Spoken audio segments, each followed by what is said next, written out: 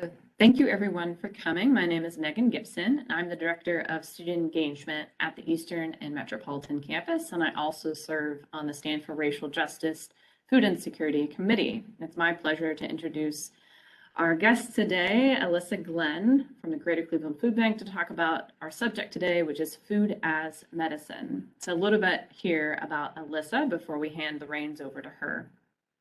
So Alyssa serves as the Director of Community Health and Nutrition at the Greater Cleveland Food Bank. Alyssa leads the food bank's work at the intersection of food and health, including building partnerships with healthcare providers and managed care organizations, leading research on the effects of food interventions on food insecure populations, and overseeing nutrition education initiatives. Alyssa is a doctoral candidate at Cleveland State University, with research concentrating on food policy and food insecurity in urban environments. She has a master's degree in public policy and management from the Heinz School of Carnegie Mellon University and a bachelor's degree in economic and English from Case Western Reserve University. Alyssa started her career in policy and strategy consulting, spending nearly a decade serving a wide variety of clients in the public, private, and nonprofit sectors. Alyssa's passion for food and its connection to health began as a hobby, but grew throughout her career as she received additional training as a health and nutrition coach in 2009. She then spent several years operating her business, Eat Happy, offering health and nutrition coaching and nutrition education services, and publishing her book, Eat Happy, Transform Your Health with Food You Love. Alyssa's current work bridges her two passions, bringing her experience in policy and strategy work together and her belief in the importance of good food and optimal health. So welcome, Alyssa. Thank you so much for being here. Thank you for having me. I'm thrilled to be here. Should I go ahead and get started? Yeah, take us away. Okay, well, thank you for that nice introduction. As Megan said, my name is Alyssa Glenn. I'm the Director of Community Health and Nutrition at the Greater Cleveland Food Bank. And in this role, I have the pleasure of looking for ways to improve the health of the community that we serve. A lot of that work takes place in partnership with our local healthcare providers. And I'll just start by saying it's an exciting time in the space of this work. I think that the awareness about the importance of nutrition and the importance of food security is really becoming widely acknowledged. So this presentation includes some background about food insecurity, what food insecurity is, what it looks like in our community, as well as its relationship with health outcomes.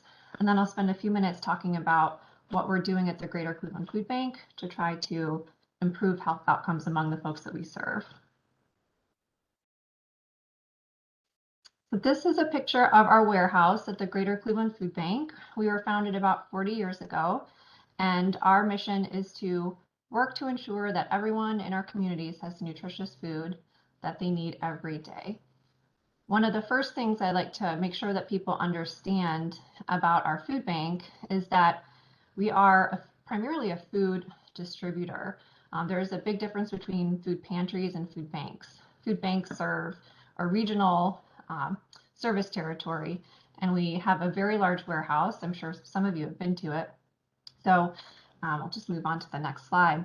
We collect donated food and money, and we purchase food, we warehouse it, and then the role of our partnerships is very critical. So that's this third kind of bucket here.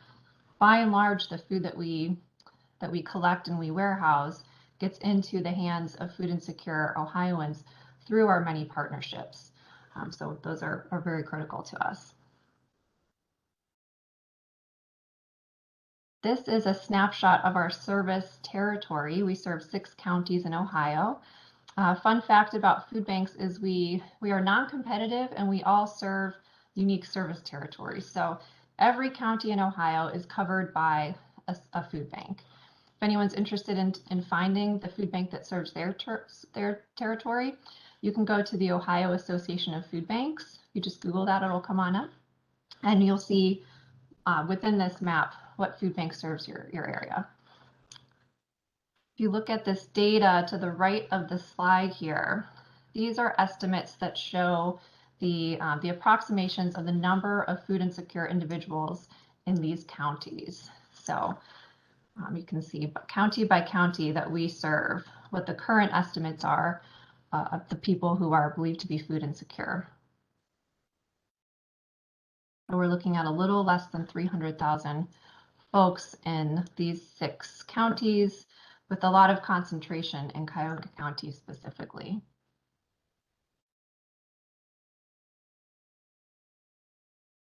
This is a snapshot of those programs, those partner programs that we offer and that we partner with. So we have a variety of programming at the Greater Cleveland Food Bank. We have a network of over 1,000 different member agencies and programs, and these fall into several different types of buckets. When you think about a traditional food pantry, we have nearly 240 partner pantries. We also do a tremendous amount of produce distributions. So produce distributions are where we have trucks that we send out loaded up with several thousand pounds of fresh fruits and vegetables. And they go to one of our partner sites, unload into like a farmer's market type of experience, and then community members can walk through and access fresh fruits and vegetables in a location that's convenient to them. So that is those produce distributions we call mobile pantries. We also do them at senior housing locations, that's senior markets. We also do them at various schools. And we also do them at our food as medicine sites. So these are healthcare provider partners. So we have several healthcare provider partners that are starting to offer produce distributions as well. And then we have a number of other kind of miscellaneous programs, quite a lot of children programming, summer feeding, and a few other types of categories. So all these different partnerships add up to about, as I said, over 1,000 different partnerships.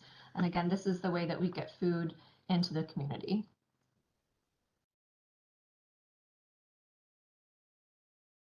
Okay, so moving on to food insecurity. Food insecurity is defined by the USDA as limited or uncertain access to enough food for all members of a household to live an active and healthy life. One key thing about this definition that I always like to point out is that it includes quality and quantity. So we're not just talking about quantity of food, that's important of course, but we're also talking about quality. So this includes the aspect of nutrition. We're looking for people to have the nutritious food that they need every day. So throughout the United States, it's believed that about 43 million Americans are food insecure. And again, that's a little less than 300,000 within the Greater Cleveland Food Bank service territory. And approximately 1/3 of those folks are children. It's worth noting, and that's what this map is all about here, that Ohio has relatively high food insecurity compared to the national average, and that Cuyahoga County is quite a bit higher than the national average. There's also a fair amount of education or research rather into food insecurity and different demographics and who experiences more food insecurity than others. And the highest single demographic among households with food insecurity is single moms with children. They experience food insecurity about 1 in 3 households. Single mothers experience food insecurity.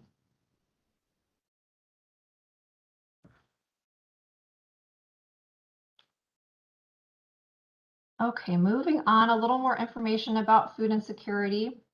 It's worth pointing out, I think, that food insecurity is not synonymous with poverty. Poverty is defined federally at a pretty specific income level. You can be at a state of poverty through the technical definition and not be food insecure. You can also be food insecure and not technically meet the definition of poverty.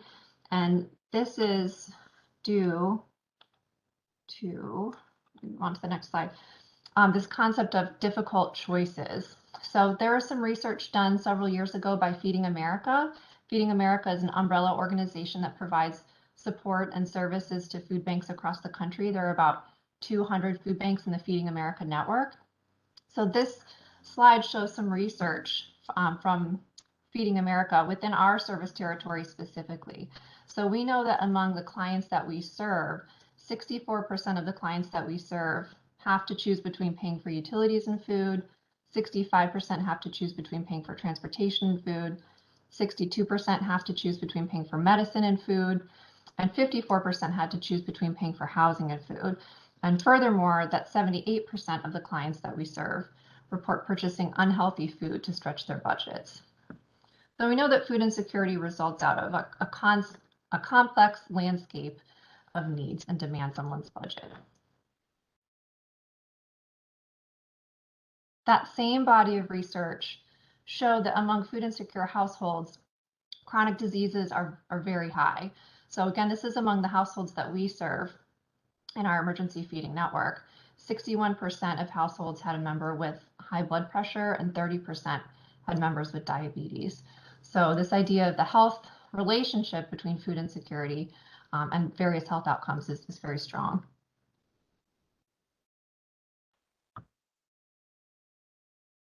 My next few slides have some research that's been done on the relationship between food insecurity and health. Food insecurity began being studied by the USDA in about the early mid-1990s. So we have several decades of research on this relationship between food insecurity and health outcomes. And we know that there's a very strong relationship between food insecurity and chronic disease, and that's for a couple of reasons. The first is that food insecurity increases the likelihood of someone developing a chronic disease. And here are some data points that speak to that fact. Your likelihood of developing hypertension goes up by about 25%. Likelihood of developing type 2 diabetes goes up by 25% as well. Kidney disease, 50%. Osteoporosis, 400%. And that's just a snapshot. There are many other chronic diseases where your likelihood of developing goes up as you become food insecure. The second aspect of that relationship is that food insecurity makes it harder to manage the chronic disease once you have it. So this is, pretty intuitive if you think about it. If you're food insecure, it increases the number of those difficult choices you have to make. Do you spend your budget on medication, food? Does it affect the quality of your food? Do you have the budget to make it to your doctor's appointments? We know through research that food insecurity decreases medication adherence. We also know that people who have diabetes and are food insecure have worse glycemic control and more visits to the emergency room.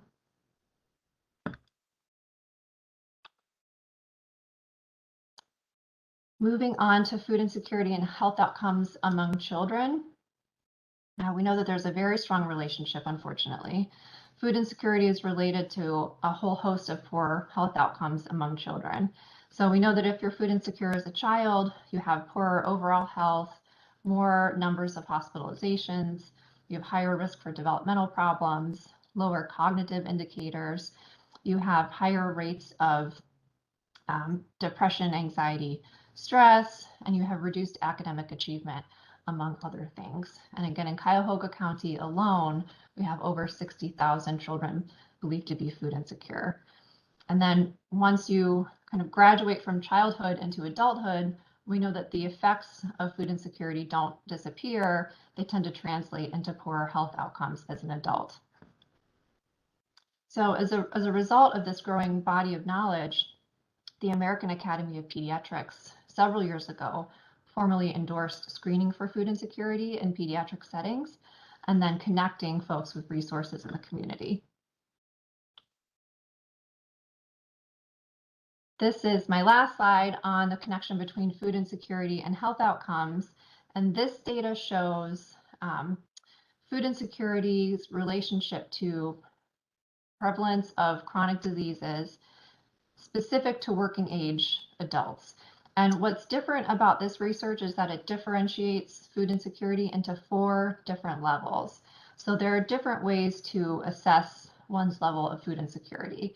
The most robust screener is offered by the USDA, and it is able to differentiate between very low food security, which is this darkest blue bar, food insecurity, which is this next level down, all the way down to high food security, which are these pale blue bars. So as you can see, among working age adults, the risk of developing a chronic disease goes up quite substantially as you graduate into higher levels of food insecurity.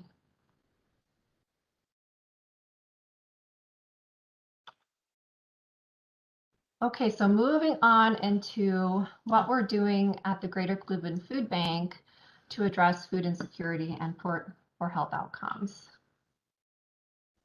So I started working on this work about 5 years ago. And one of the things I did at that time was just put together some educational training for really anyone who is interested about this relationship between food insecurity and health outcomes. So we've done a number of these trainings throughout the community over the past few years. If anyone in attendance today is interested in hosting a training, be happy to do it. Basically communicating much of the same information. But interestingly, since I've started, as I mentioned at the beginning of the presentation, the awareness about social determinants of health, of which food insecurity is one, and the relationship between health outcomes has really expanded. So we're needing to do a little bit less of the education because the word has gotten out, which is actually very exciting.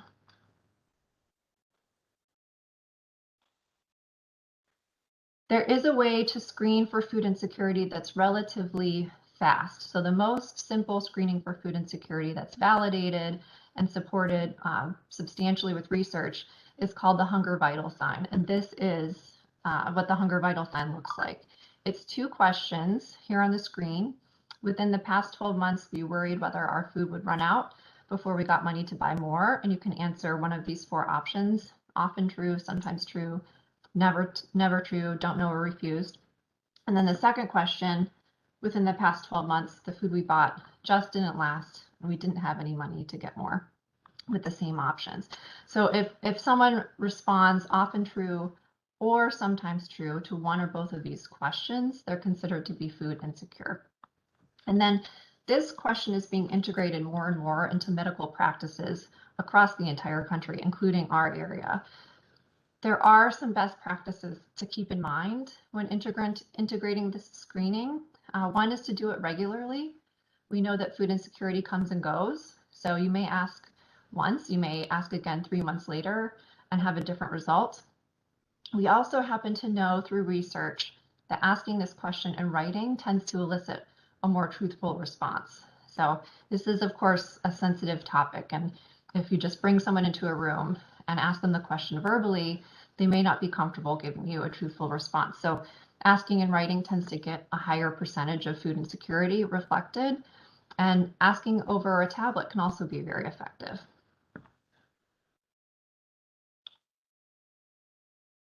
We have several different buckets of programming that we've developed at the Greater Cleveland Food Bank to address food insecurity and try to improve health. So this is really just one slide that talks about all of these different buckets.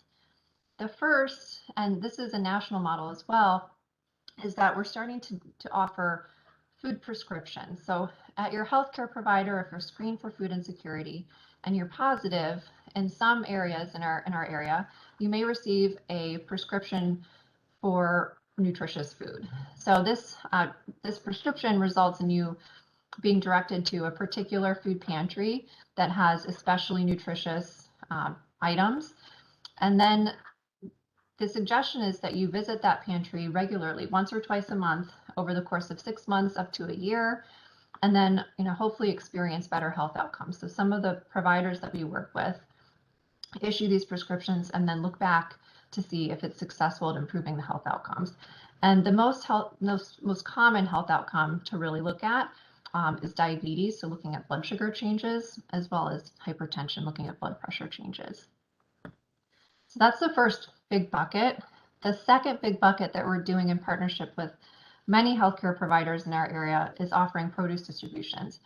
So those are those deliveries of significant amounts of fresh fruits and vegetables direct to the healthcare provider site, where patients can then pick them up on a regular basis. We offer these typically at least once per month at every location, and typically at the same day and time. So you know that you can receive your fresh produce the first Tuesday of the month, for example, or the third Friday of the month.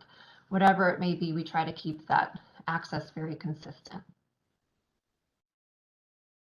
The third bucket of programming is referrals to our help center. So we are very lucky at the Greater Cleveland Food Bank to have a very robust staff of folks who are ready to either answer the phone in our help center or go out into the community at various events. That's our outreach staff. So when people call or when they're referred, to the help center, they can receive a variety of services. One of the things that's of really large strategic importance to us is to connect people with SNAP if they're not already. We know that SNAP offers folks 9 meals for every one that we can provide at the Greater Cleveland Food Bank. So we're very well equipped to help people register for SNAP in the state of Ohio. So the way referrals to our help center work is that, once again, folks are screened for food insecurity at the healthcare provider. And then, assuming there's not food on site, or even in addition to, we have processes set up to refer them directly to folks at our help center. And then our help center usually calls those individuals back to see what types of resources they are eligible for. So it could be access to the food that's available within the community. It could be helping them submit an application for SNAP. It could also be other things that they might need. Maybe it's referral to housing services. Maybe it's information about job training or job fairs. We try to be very holistic when we consider what people's needs really are. Then the last bucket of programming, and this is new and developing, is that we do have specialized programs that we can develop with different providers based on very specific needs. So one example of that is a new program that we're launching, aimed to getting nutritious foods towards women who are at high risk of poor birth outcomes. And this is really meant to address the reality in our area, which is that we have very inequitable birth outcomes. And so we're looking to get those women who are at high risk of poor birth outcomes more nutritious food and paired with more social support to see if we can move the needle a little bit on some of those health metrics.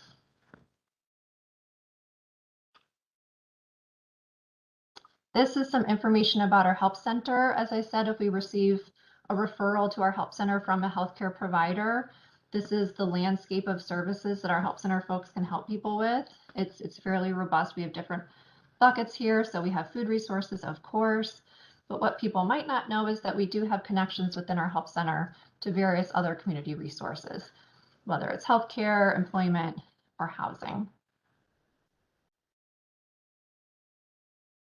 And this is a snapshot of all of our different partners. So that concludes my slides, but I would be happy to take any questions that you have. I'm not sure if there's a chat function. If so, I am not seeing it, but I'm happy to answer your questions. There is a chat function, and I'm happy to monitor that for you, Alyssa. So there's nothing in there yet. Okay.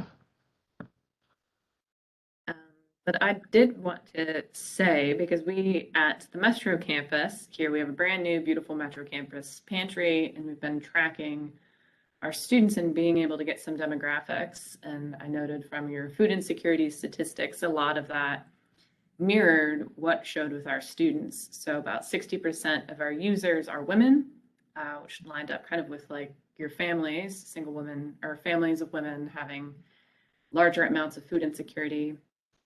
In addition to that, we had about a surprising number of students. I had imagined maybe we'd have more Pell Grant eligible students participate, but when you linked your kind of poverty to food insecurity diagram, it definitely showed there's a lot of students. Only 30% of our students are Pell eligible. All the rest of them are not. So they're kind of in this in-between state in being able to access food and those community needs. So it's just really interesting that you shared that information and how accurately that reflected what we see here at Metro. So thank you.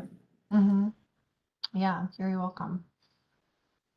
Okay, we do have a question. So from Judy, she said, thank you for your presentation. Would you possibly have a sample of the prescription you use? So the prescriptions they vary based on the healthcare provider. So they originate at the healthcare provider, and we can do this through different methods. So I can give you a little bit of detail there. We do actually have a little prescription pad that we can hand out to people. So if there is a healthcare provider that just wants, really the easiest possible way to offer a food prescription, we can provide those food prescription pads. I'm just looking at my desk. I don't think I have any to hold up, but I would be happy to email out an image or provide anyone with a food prescription pad if they can use it. But that provides the healthcare provider the opportunity to just have it physically, write it out, tear it off, and hand it to people. So what that does is it puts essentially the phone number, and it's a specific dedicated line for us. It gives that resource directly to the patient. We've been doing that for many, many years. And what we know is that people don't frequently call. So we know that, giving someone the phone number, it makes it their responsibility to make that call. So a couple of years ago, we started shifting our strategy as far as how we create those referrals. So we do have portal, like an online form that folks can fill out if they want to. We've done this for multiple healthcare providers. We just create a dedicated link directly for the provider. And so you pop open that link. Let's say you're Neon. You pop open the link, you enter in your patient's name, phone number, when they'd like to be contacted. That's optional, but nice to know, call me Wednesday after 5, something like that. And then that filters through, goes directly to our folks at the help center, and they call the patient back. And so that process shifts the responsibility of that phone call from the patient to us, and we saw our contact percentage go up significantly. We're able to reach between 50 and 75% of patients when we take the responsibility of making that call. So that was another method that we used for referrals. An additional method, and this is a regional effort, is that we're using something called the Unite Ohio or Unite Us network. And so this is an electronic referral. The Cleveland Clinic is using it, Metro Health is using it, University Hospitals is using it. They're able to electronically submit a referral, and it's connected to their electronic health record so that it's a faster, more convenient process for them. But in a similar fashion, the referral comes through to us, and then we're able to call the patient back and refer them to services. So the food prescription concept is kind of manifested in different ways depending on what works best for the healthcare provider. But please reach out to me if you would like those prescription pads, because that is one of the easiest ways to get started. Thank you. You're welcome.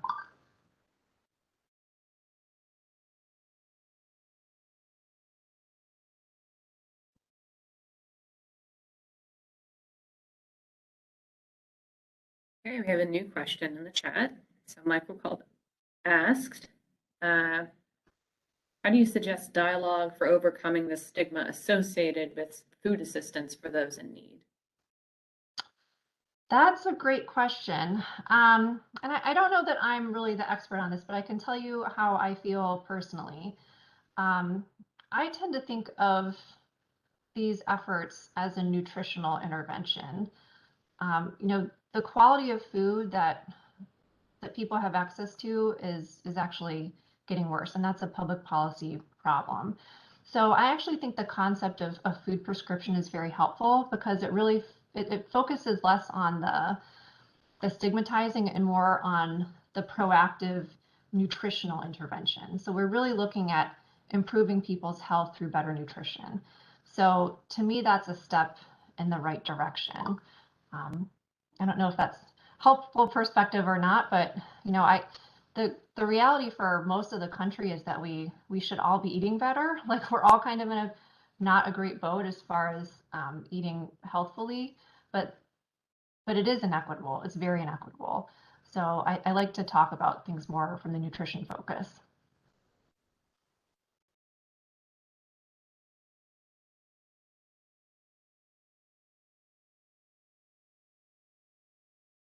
Are there any other questions? Or go ahead. I thought I heard somebody. I would also just add, kind of along the same vein of that question, I don't know if any of you were able to see the Muni Lot Distribution that the Greater Cleveland Food Bank started in the pandemic. What happened throughout the pandemic was that a lot of our partners were shutting down. So a lot of those food pantries throughout the community are staffed by the very population that was at highest risk during the pandemic, an older population, a retired population. So at the same time where needs were skyrocketing in the community, those very food access points were dropping off, they were closing. So as a reaction to that, the Greater Cleveland Food Bank started offering food distributions out of the Muni Lot in downtown Cleveland, where we would do like a drive-through style. So people would drive up in their car and we would load up into their trunks food. So we served up to 6,000 households in a distribution, just a tremendous amount of need. If anybody ever has a chance to volunteer, I really highly recommend it, because when you do volunteer and you see just the wide swath of food need, there's this pandemic, while the effects of it were inequitable, it affected people from all communities. All communities. I mean, we had people coming out from the furthest out suburbs in the nicest cars. You know, like you see everything. So I think that getting involved like that helps to fight some of the stigma associated with food insecurity as well.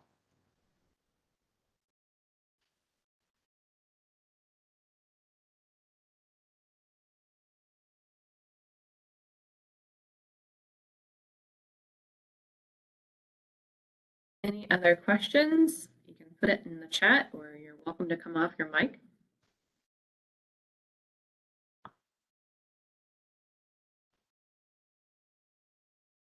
Juice McKenna, who's one of our students that serves on the Food Insecurity Committee, responded I volunteer for Cleveland Pandemic Response. Then I'll tell you, the Muni Lot is set up and managed so well. Great job. So kudos from Juice. Thank you. Thank you. We're really lucky to have the National Guard support us during the pandemic. They're the ones that really came in and helped us logistically figure out how to do that. So that was enormously helpful.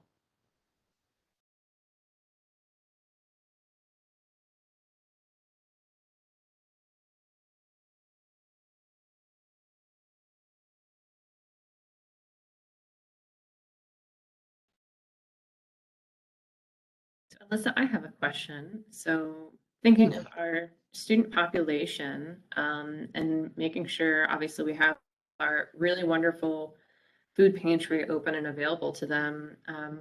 But your emphasis here is on nutrition and health. And we do have a lot of really wonderful recipes in there for our students to be able to create different things, but to get them connected to you and to get them to think about that, about eating healthy and types of that, because there are healthy opportunities and options in there, but there's also unhealthy options in there. So how do you, I guess, guide that thinking, and what does that look like if you were kind of like in our shoes and working in the pantry? Yeah, well, we do offer nutrition education for free to all of our partners, in addition to some other community members. So if you are ever interested in having one of our nutrition educators come out and offer nutrition education, we can certainly do that. You know, as far as healthy eating goes, there's this tension and challenge, I think, between having food that's fast and convenient and food that's really nutritionally dense. So, you know, a lot of times people talk about how expensive healthy food is. And I would edit that statement a little bit in that there's really, really inexpensive, really healthy food, but you have to work to make it. And so that's the challenge, is to help educate people, help empower them to have the capacity to prepare those foods. So for example, you can make a really inexpensive, really nutritious meal out of dried beans, brown rice, and, you know, frozen broccoli, or even, you know, canned vegetables if you drain off the liquid. But you have to know how to cook them and how to make them taste good. So typically what works best is to work in small chunks, you know, one tip at a time. Give that one tip, you know, here's how you make dried beans. Just as simple as possible. You soak them, you boil them, you throw in a jar of salsa, you know, like as simple as possible, that one tip. And then 2 weeks later, another tip, and you build. I think too often in this country in particular, we have a health mentality of change everything at once. And changing everything at once is very stressful. It's very stressful. So even you see that even in our fad diets, people want to go from eating the way they eat to doing a really strict thing, like a South Beach or a paleo or whatever it is that's exciting for people these days. And most of the time that's just not necessary. What would be much more beneficial is to start to learn how to prepare your food from scratch and to start with a foundation and then build from that foundation. So I guess in a nutshell, what I would suggest is offering the simplest of tips and just keep it at 1 or 2 at a time and see if people will take up on those tips. See if they have the resources that they need, and try to problem solve in that way.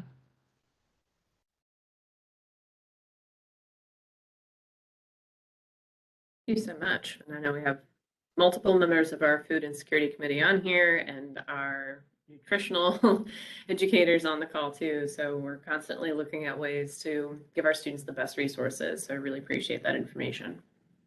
Very welcome. I had a question. It's Rini. And I'm only asking it first because you may have covered it. I missed the first 5 minutes. Did you talk about food deserts in our community and how the food bank might be responding?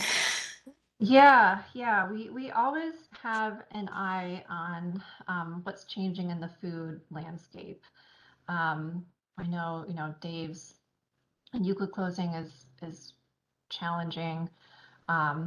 So we do actually a fair amount of mapping and analysis at the Greater Cleveland Food Bank. We have data that we're able to pull from various resources. We use ACS data.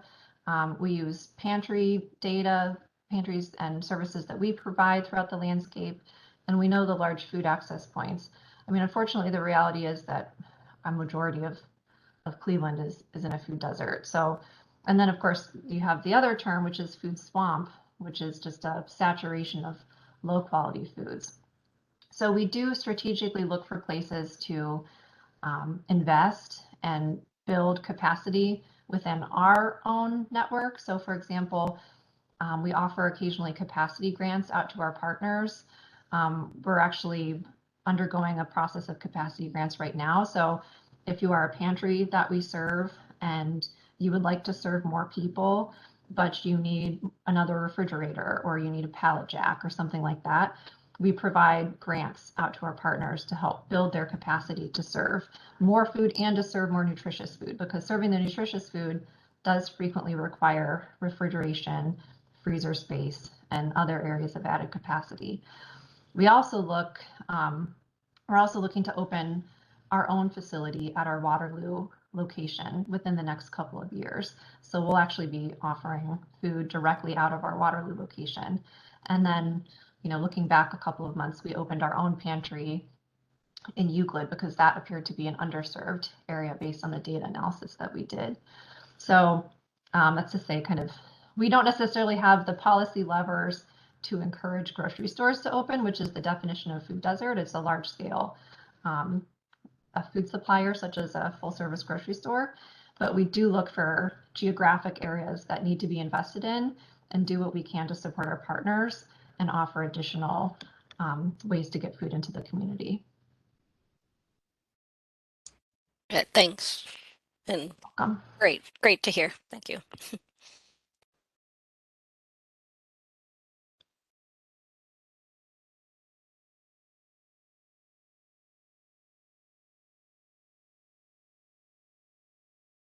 Other questions while we still have Alyssa here with us?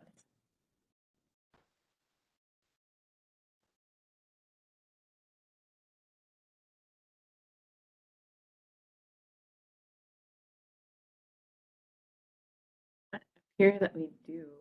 So Magda, do you have any final words that you'd like to share with anybody? I know you're a little out of commission here and you're helping us with this program, but I appreciate you helping set up. I just want to give a shout out to Alyssa. I sent a little message to Kristen on your behalf. Kristen is actually the executive director of the Greater Cleveland Food Bank, and her and I were traveling abroad in Israel. Oh, wonderful. Are Yeah. you? Yeah. Unfortunately, I'm behind with COVID quarantine here, still in Jerusalem. But she's back home, and she's happy to see that we have this great partnership. So, and also Daniel Cohn sends his hellos as well. So yeah, thank you for this presentation. This is fantastic. I just had a really quick question. I mean, you know, one of the things that we at the college have been most recently grappling with is this idea of how do we encourage our students to um, take advantage of our food pantries, you know, because they're there for them and we want to make sure that our students succeed and we understand, and even based on what you had shared in the presentation as well, like it really makes a difference for our students' success. And so again, you know, what's the best approach, do you think, for us to encourage our students? We understand there might be some stigmas tied to utilizing the food pantry, perhaps. There could be other reasons, but Mhm. just, yeah, if you could share your thoughts there. Yeah, well, again, I may be biased here, but my suggestion and my thought process is to shift the message more around health and proactively taking care of your health. I think students these days, I'm teaching an undergraduate class currently at Cleveland State, so I have a little bit of a better perspective into the mentality of this generation now after working with them for several months. But students seem to be so in tune with things like mental health and looking out for their mental health. So I think you can, change the message a little bit to look out for your health, proactively do something that's good for you, and access this resource that's there to make you as healthy and productive as you can. So thinking of it more from a self-improvement and a proactive investment into your own health. And then, of course, looking at your food pantry items and do those items support that message?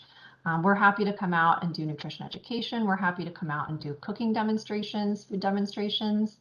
I did a lot of that a decade ago, and I find that people are more likely to prepare the foods if they're able to see them made because they then realize, okay, I can do that. That's not too intimidating.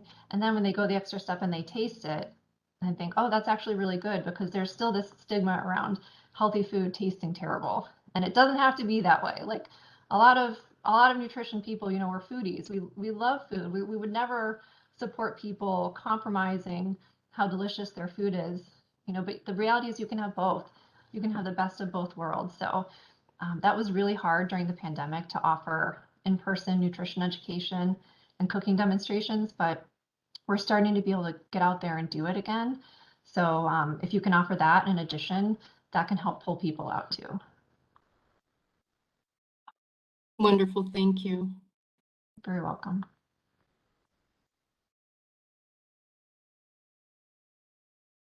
Thank you so much for joining us today, Alyssa, and sharing all your knowledge with us. We greatly appreciate it over here at Tri-C. So everyone else for joining us today for one of our discussions on food insecurity and health. And I see Magda has a hand up.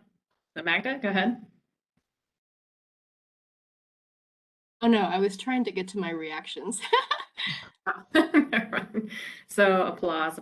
So thank you all, everyone, for joining us today, and I hope you have a great rest of your day. It's really sunny here over in Cleveland, so it's time to celebrate. Thank you for having me, and please don't hesitate to reach out to me via email or phone if you have any questions or want to learn any more. I'm very happy to hear from you.